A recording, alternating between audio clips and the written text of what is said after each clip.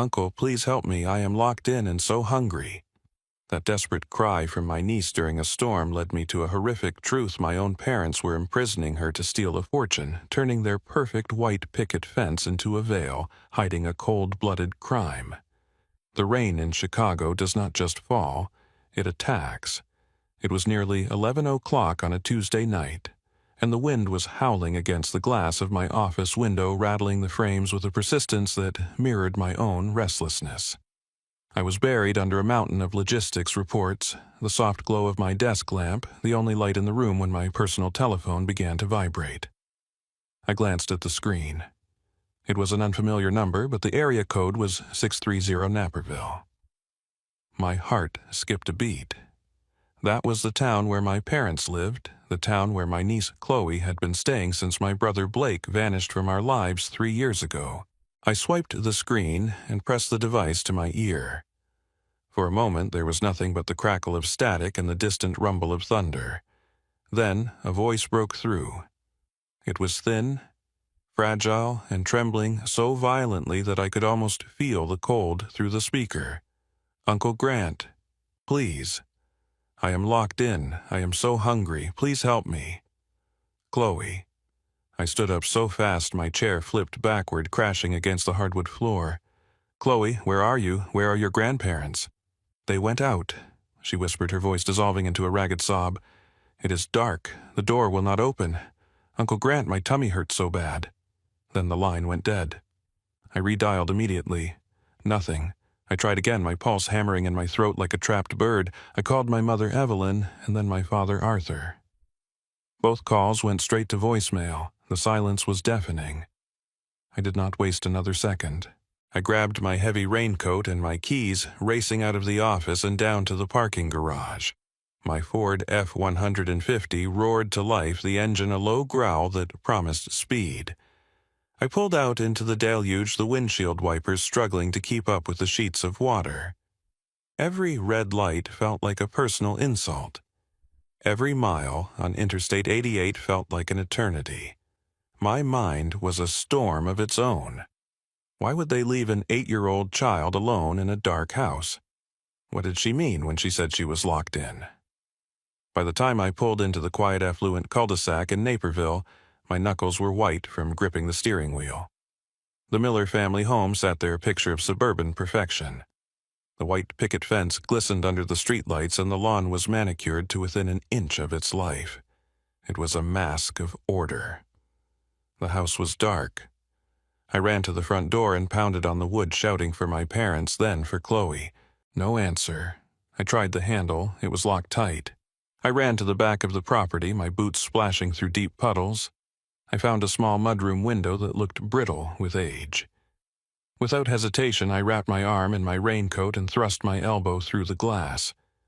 The sound of the shattering pane was swallowed by a crack of lightning. I reached inside, unlocked the latch, and hauled myself into the kitchen. The transition was jarring. Inside, the air smelled of expensive sandalwood candles and high-end vanilla. The granite countertops were spotless. It was a home that breathed wealth and comfort. But as I moved deeper into the hallway, the smell changed. The fragrance of the front rooms faded, replaced by a faint, sickly scent of mildew and stagnant air. I followed the sound of a soft, rhythmic thumping. It was coming from the very end of the hallway, past the laundry room, a small storage closet that we used to keep old coats in when I was a child. I reached the door and saw it. A heavy iron latch had been installed on the outside of the wooden frame, a hardware store addition that did not belong in a house this beautiful. The wood around the latch was covered in deep, jagged scratches, as if someone had been clawing at it for months. My blood turned to ice. I threw the latch open and swung the door wide. The beam of my flashlight cut through the darkness of the tiny, windowless room. The floor was bare concrete. In the corner, huddled on a thin, stained blanket that was not much thicker than a sheet of paper, sat Chloe. She was clutching a ragged stuffed bear to her chest, her eyes wide and sunken into a face that was far too pale. Beside her, on the floor, sat a chipped plastic bowl.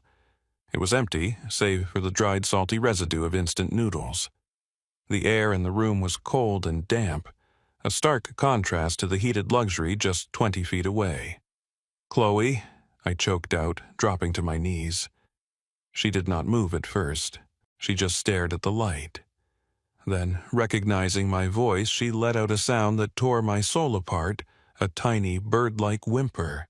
She collapsed into my arms, her body feeling impossibly light, as if she were made of nothing but glass and shadow. "I am sorry," she whispered into my neck. I tried to be quiet. I did not want to be bad. I held her tight. My teeth gritted so hard my jaw ached. I took a deep breath, forcing my hands to stop shaking. I reached into my pocket and pulled out my telephone. With the flash reflecting off the cold concrete, I began to take photographs. I photographed the iron latch. I photographed the scratches on the door. I photographed the empty plastic bowl and the thin blanket. I photographed the hollow look in her eyes. I wrapped her in my raincoat, shielding her from the reality of that room. I carried her out through the kitchen, past the expensive appliances and the framed family portraits that were nothing but lies. As I stepped back out into the pouring rain and placed her into the safety of my truck, I knew one thing with absolute certainty. The Miller family legacy ended tonight. I was not just taking her away, I was starting a war.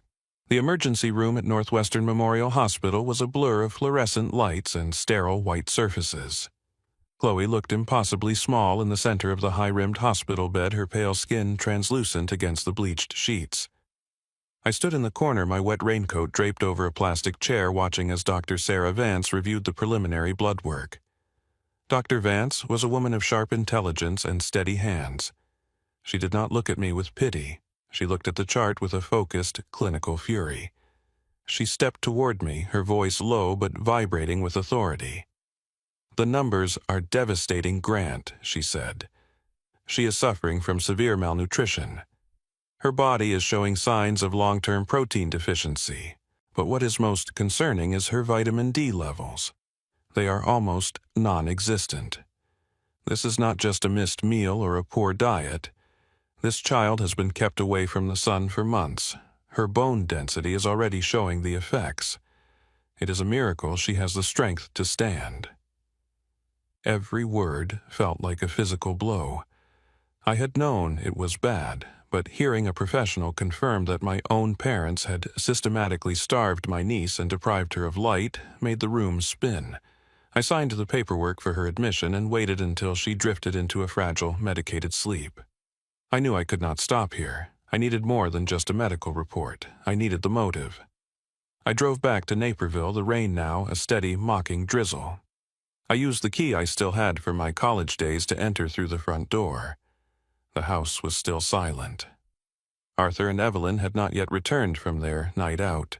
I moved directly to my father's study, a room of mahogany shelves and leather-bound books that smelled of success and lies. I began to dig.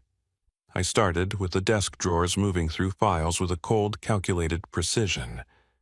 I found a hidden folder labeled Household Expenses, tucked behind a stack of tax returns. Inside were the receipts. 1 week ago, while Chloe was locked in that airless room, Arthur and Evelyn had spent $1,200 on front-row tickets to a symphony at the Lyric Opera House. 3 days after that, there was a credit card slip for a $650 tasting menu at an upscale French restaurant downtown. I found receipts for high-end skincare silk scarves and a vintage bottle of scotch that cost more than a month of groceries. I took a photograph of every single one. My hands were shaking, but my mind was sharpening. I knew they were receiving a monthly stipend of $1,800 from the state, and my brother's old accounts for Chloe's care. They were clearly spending that money on themselves while she withered away on 50-cent packets of instant noodles. But as I reached the bottom of the drawer, I found something that made the air leave my lungs. It was a quarterly statement for a trust fund established by Chloe's mother Faith. The total balance should have been $450,000, a safety net intended to pay for her education and her future. But the current balance showed less than $30,000. I pulled out the withdrawal history. Over the last 2 years, massive sums had been moved out of the trust and into an offshore investment account. I found a series of frantic emails from a broker to my father, warning him that his aggressive venture capital play had collapsed. Arthur had lost almost everything. Then the pieces of the puzzle slammed into place with a terrifying click. They were not just cruel, they were desperate. They had stolen nearly $500,000 from their own granddaughter. They had hidden her away, kept her out of school, and deprived her of social contact because they could not afford for anyone to see her. If she saw a doctor, or if a teacher noticed her clothes were too small, people would start asking questions. Questions would lead to an investigation, and an investigation would reveal that the money was gone. Chloe was not just a child to them anymore. She was a liability. She was a witness to their financial ruin. They were keeping her locked in that room not just as punishment, but to make her disappear from the world while they maintained their facade of Naperville perfection. I looked at the framed photo on the desk, my parents smiling at a gala, looking like the pillars of the community. They had traded Chloe's health, her growth, and her very life to protect their reputation and their greed. I folded the trust fund statements and tucked them into my jacket. I had enough to prove neglect. Now I had enough to prove a crime. As I heard the garage door begin to rumble open, signaling their return, I did not hide. I stood in the center of the dark study, waiting. The war was no longer just about a room in the dark. It was about the $450,000 they had stolen from a child who had nothing left but her name. Jordan Pierce sat behind a desk that looked like a fortress of polished oak.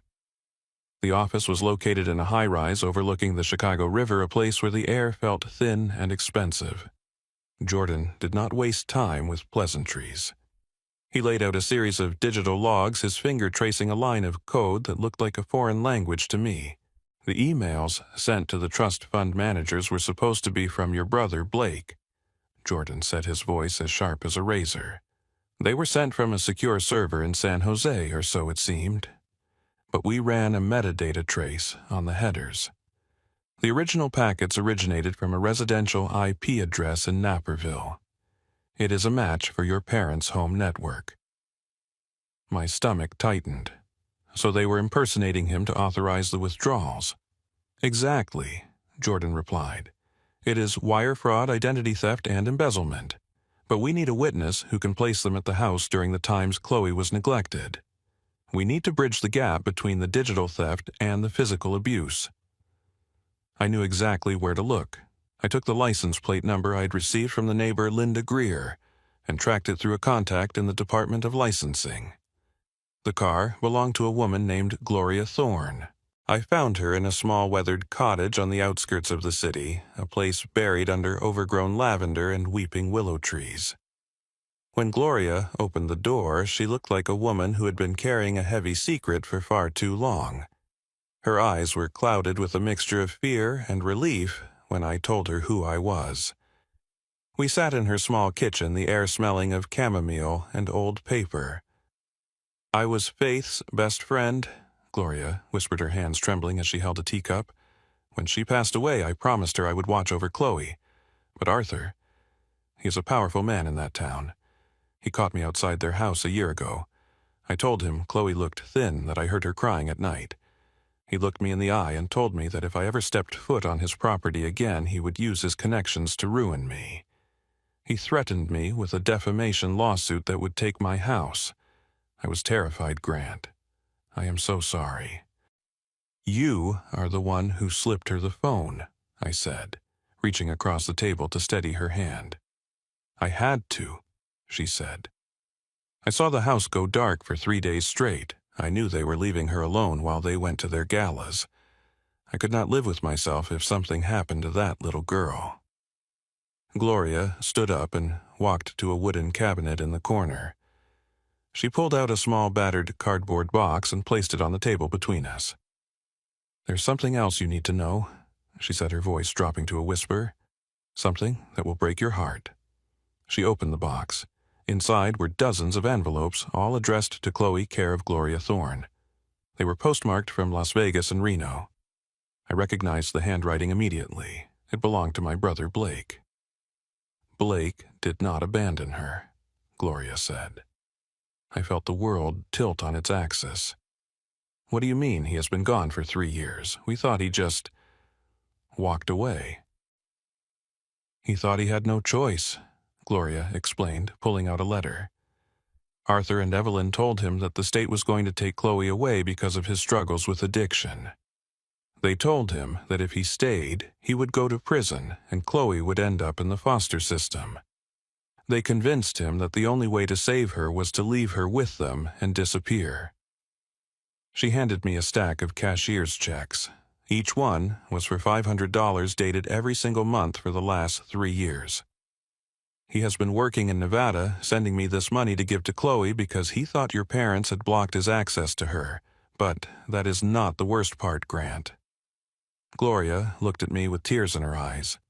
I managed to speak to him on a burner phone 6 months ago. He was terrified. He asked me if Chloe was safe from you. Arthur told him that you had become violent, that you had stolen the family inheritance and were using Chloe to get to the trust fund. They told him that if he ever contacted you, you would use your influence to have him arrested. They built a wall of lies to keep you two apart. They made him believe his own brother was the monster, so he would never come home to see what they were doing to his daughter. I stared at the letters, the ink blurring as my vision clouded with fury. My parents had not just stolen money and starved a child. They had dismantled a family.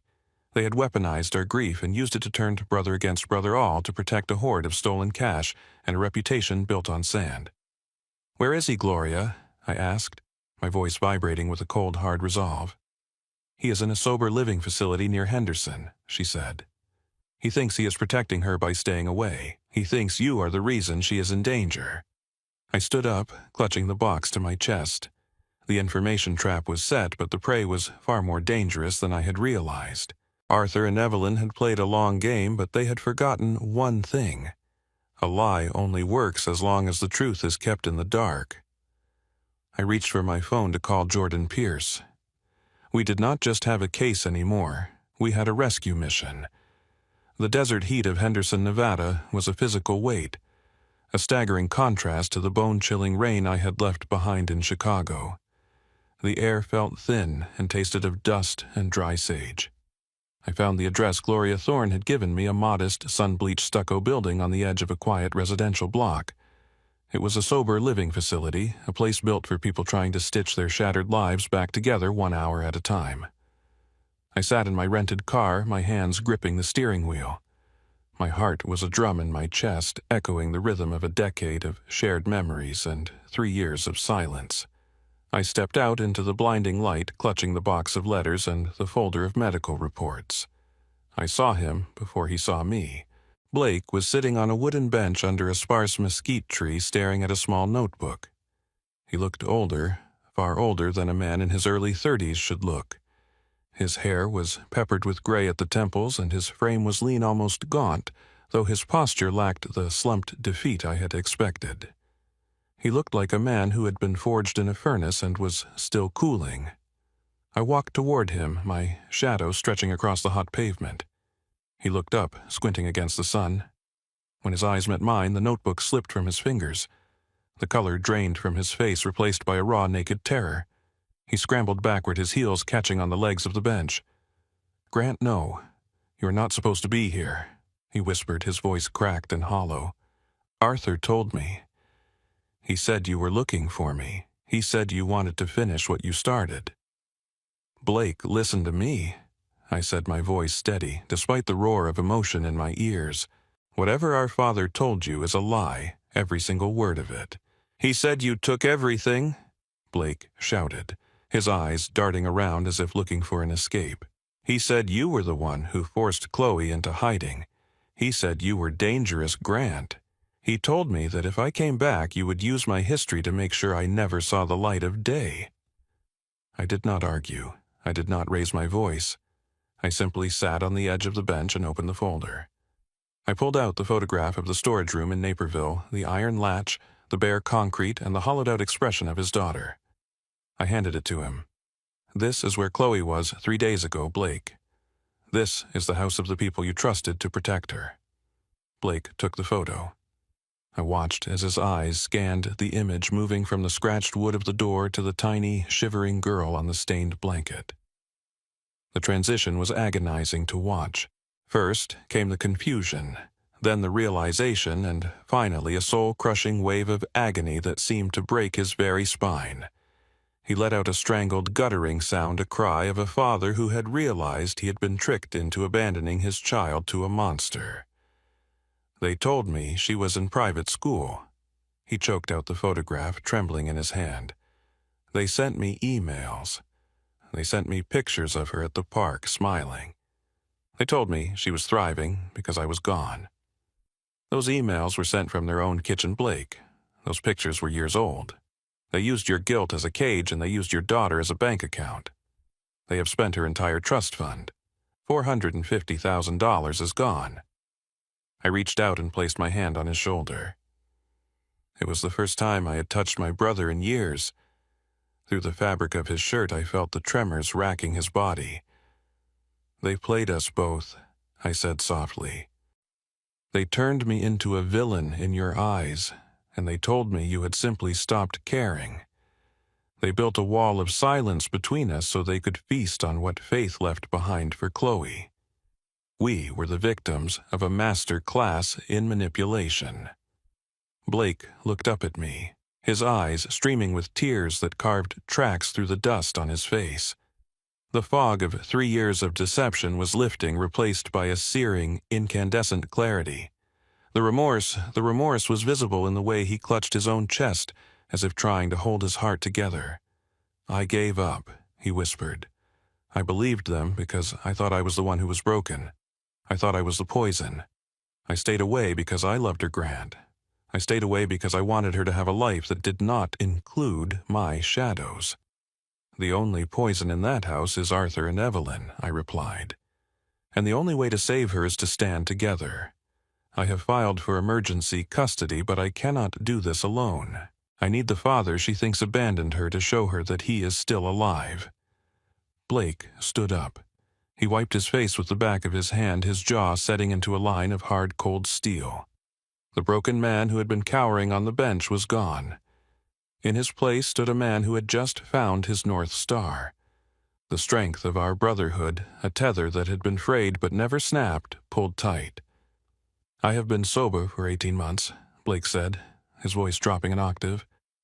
I have worked every day to be someone she could be proud of, even if I never saw her again. I will not let them destroy her. I do not care what they have on me. I do not care about the money.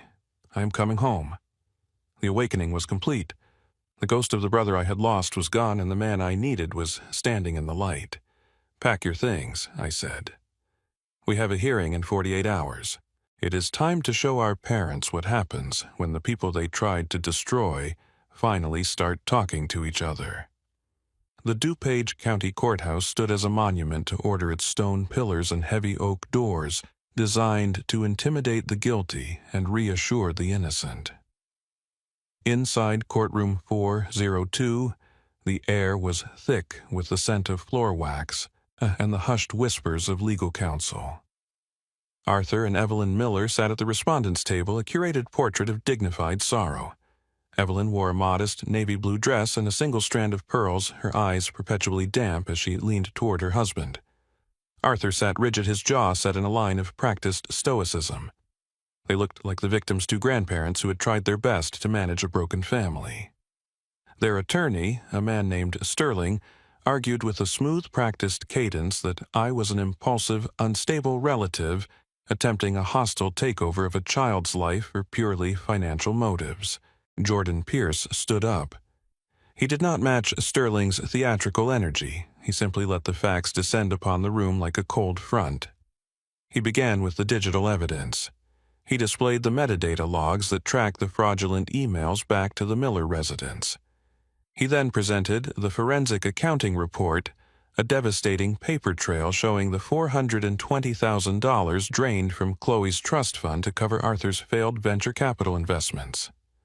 This was not a tragedy of circumstance, Jordan said, his voice resonating with an authoritative chill. This was a calculated liquidation of a child's future to pay for a grandfather's ego. Then he produced the centerpiece of our legal standing, the original notarized will of Chloe's mother, Faith. He read the clause aloud, the words echoing through the silent chamber. It clearly stated that if Blake were unable to serve as guardian, custody should pass directly to me. My parents had known about this document and had spent 3 years pretending it did not exist. The emotional climax of the morning occurred when the side door opened. Chloe entered, accompanied by a court-appointed guardian ad litem. She looked impossibly small in the high-ceilinged room, clutching her ragged stuffed bear as if it were a shield. She did not look at the judge, and she did not look at me. She walked to the center of the room and turned her gaze toward the table where her grandparents sat. The room held its breath. We expected her to speak of the dark room, the hunger, or the cold, but Chloe did not mention the physical cruelty. Instead, she looked at Evelyn and asked a question that exposed the true depth of their malice. "Grandpa," she whispered, her voice trembling but clear, "why did you tell me that Uncle Grant hates me?" The judge leaned forward, his expression hardening into a mask of granite. Chloe continued, her eyes filling with tears. "You told me that if I ever called him, he would hurt me. You told me he did not want me because I was a burden and a mistake. Why did you say that he was the one who found me? He was the one who stayed." The silence that followed was absolute. It was the sound of 1,000 lies collapsing in a single moment. Evelyn's hand flew to her mouth, and Arthur stared at the mahogany table, unable to meet the eyes of the child he had tried to emotionally lobotomize. This was the ultimate betrayal, not just the theft of money or the deprivation of food, but the systematic attempt to erase the only person who could save her. Judge Marcus Hale did not wait for Sterling to attempt a rebuttal. He leafed through the medical reports from Dr. Vance and the financial statements from Jordan Pierce one last time. When he looked up, his eyes were burning with a righteous judicial fury. "In 20 years on this bench, I have seen many failures of the human heart," the judge began, his voice dropping into a low, dangerous register. "But rarely have I seen such a sophisticated level of cruelty masked by such a pristine facade. You did not just neglect this child. You attempted to isolate her soul so that you could profit from her loss." The judge struck his gavel, the sound like a gunshot in the quiet room. "This court finds Robert Arthur Miller and Evelyn Miller unfit for any form of contact with the minor child. Effective immediately, all guardianship rights are terminated. Full legal and physical custody of Chloe Miller is awarded to Grant Miller. Furthermore, based on the evidence of identity theft, wire fraud, and criminal child endangerment, I am referring this matter to the state's attorney for immediate prosecution." He looked at the bailiffs standing by the door. "Take Mr. Miller into custody. He is a flight risk with access to offshore accounts. He will remain in holding until his formal arraignment." The clicking of the handcuffs was the most beautiful sound I had ever heard. Arthur Miller, the man who valued his reputation above all else, was led out of the courtroom in front of a gallery of his peers. Evelyn collapsed into her chair, her pearls catching the light as she sobbed, not for the granddaughter she had harmed, but for the social death she was now experiencing.